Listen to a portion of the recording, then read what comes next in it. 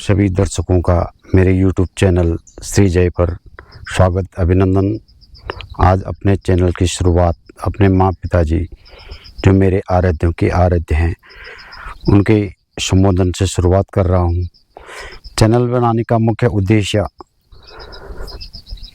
अपने पिताश्री की आयुर्विज्ञान आयुर्वेद के क्षेत्र में ज्ञान एवं अन्य बुजुर्गों के ज्ञान एवं अनुभव को सोशल मीडिया के माध्यम से आम जन तक पहुंचाना है।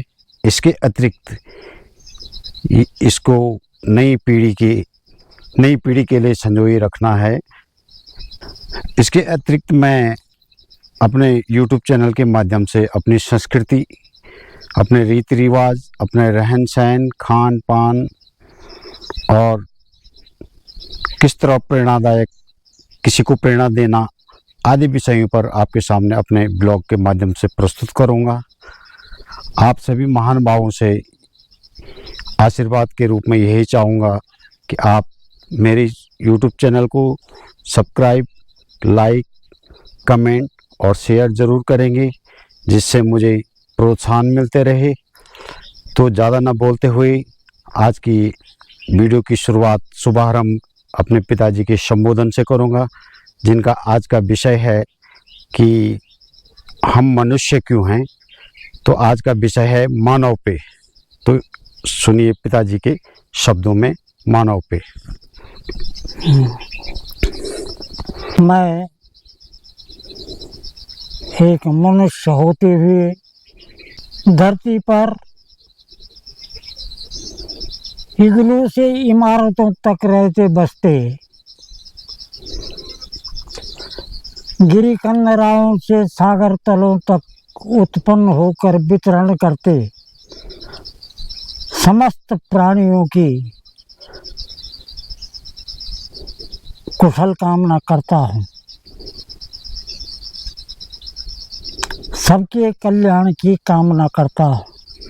मनुष्य शब्द मनुष्य ने अपने लिए, अपने नाम के लिए, अपने संबोधन के लिए प्रयुक्त किया हुआ है।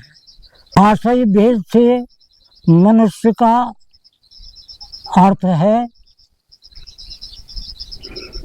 विचार करने वाला। उन हमारे पूर्वज, उन ऋषि वैज्ञानिकों ने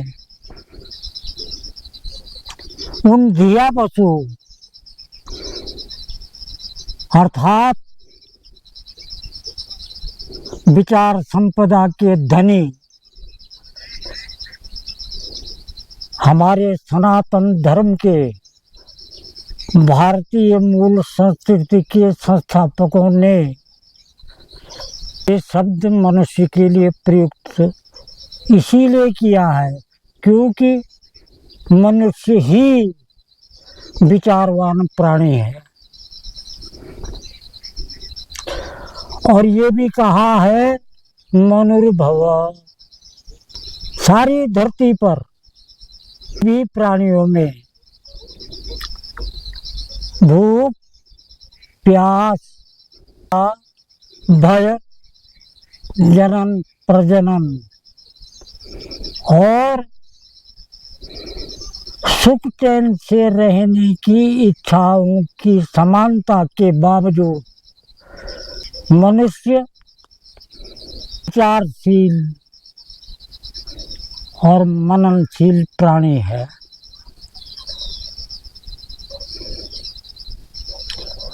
मनुष्य को ही बोलने की क्षमता, वाक व्यवहार, वाणी व्यवहार की योग्यता, बुद्धि, चेतना की चैतन्यता, विवेक, मेधा, धारण शक्ति और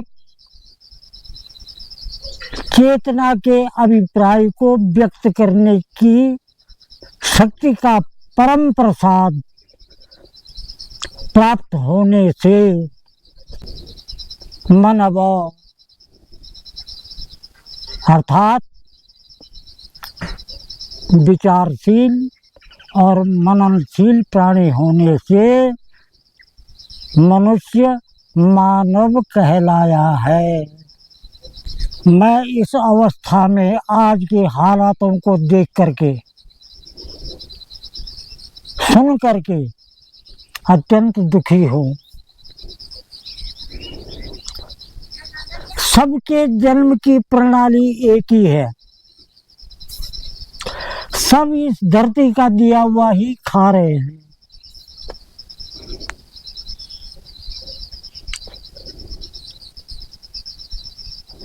और धर्म जाति के नाम पर एक दूसरे के कट्टर विरोधी होते जा रहे हैं।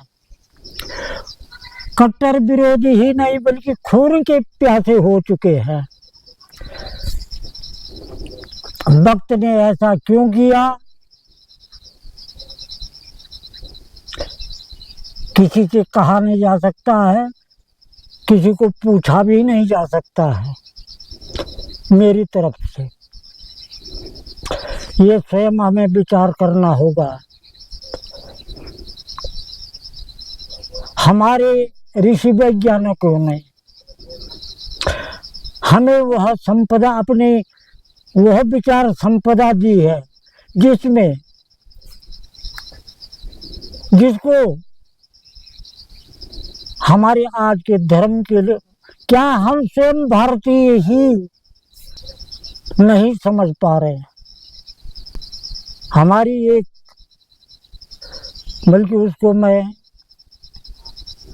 ज्ञान कोश, हमारे पूर्वजों ने भी, हमारे महामनाओं ने भी, हमारे विद्वान लोगों ने भी उसको महाकोश नाम दिया हुआ है, जिसको सुनकर, जिसका नाम सुन करके बतेरे लोग मुंह बिचका देंगे। वेद, ऋग्वेद की एक ऋचा है। ऋचा माने जिसमें सत्य ही उजागर हुआ है, इसको कोई नकार नहीं सकता है। इसको मैं सबके सामने, सबके विचार के लिए प्रस्तुत कर रहा हूँ। यदि तो बात ते गृहे अमृतस्य निगृहीत ततो नो देहि जीव से। इसका अर्थ करने से पहले बीच में मैं यह कहना जरूरी समझता हूँ कि हम लोग जिस भोजन के पीछे, जिस भोजन की प्राप्ति के लिए, जिस भोजन को अपनी इच्छा अनुसार पाने के लिए हम मारामारी मचाए हुए हैं,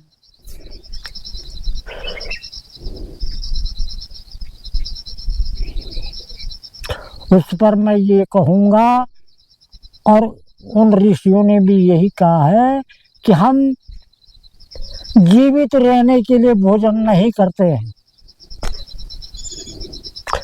जीवित हैं इसलिए भोजन करते हैं। अब जीवित कैसे हैं? कौन हमें जीवित किए हुए है? जब भोजन से जीवित नहीं है तो हमको कौन जीवित किए हुए है?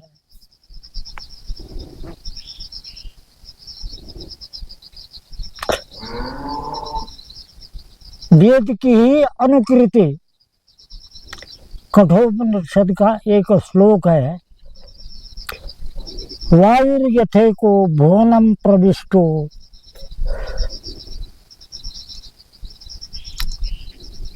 रूपम रूपम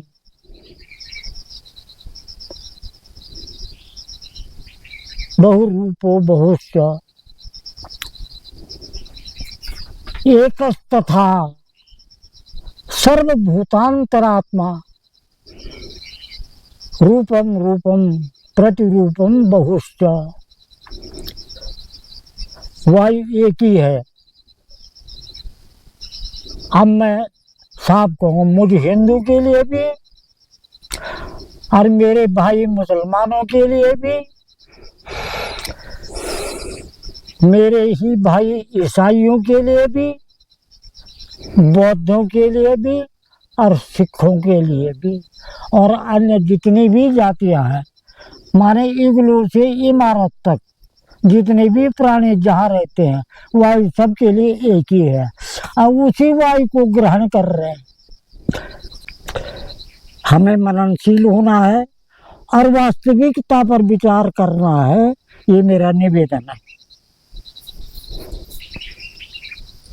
अभी आपने पिताजी का संबोधन सुना कि मनुष्य के बारे में, मनुष्य क्या चीज़ है, कैसी है, कैसे बना, किस तरह से मनुष्य को मानव कहा गया है। तो आज का ब्लॉग यहीं पे समाप्त कर रहे हैं। मिलते हैं आगे के ब्लॉग में। तब तक आप अपना ध्यान रखिएगा, ख्याल रखिएगा, स्वस्थ रहें, मस्त रहें, व्यस्त रहें और निरोगी रहें। धन्यवाद।